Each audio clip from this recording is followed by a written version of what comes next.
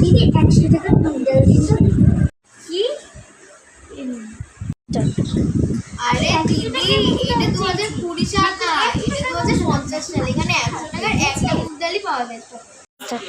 100 টাকার একটা মুগ ডালই পাওয়া যায় দিদি এখানে। এখানে তাহলে 1 কেজি মুগ ডালের দাম কত? আরে দিদি, এখানে 1 কেজি মুগ ডালের দাম 10,000 টাকা।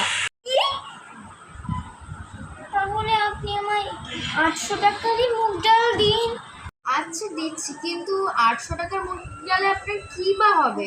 যা হয় হোক, খালি পেটে থাকার চেয়ে 800 টাকার মুগ ডাল খেতে অনেক ভালো। আপনি জানেন 800 টাকার কতটা মুগ ডাল হয়? কতটা?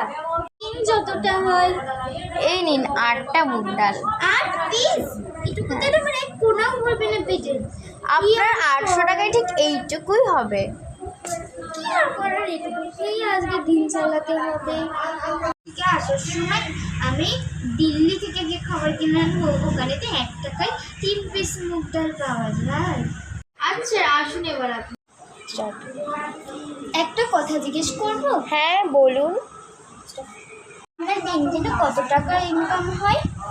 আরে এই বাজারে আর কতটুকুই বা ইনকাম হবে, দিনে ওই 4-5 কোটি ইনকাম হয়েই যায়।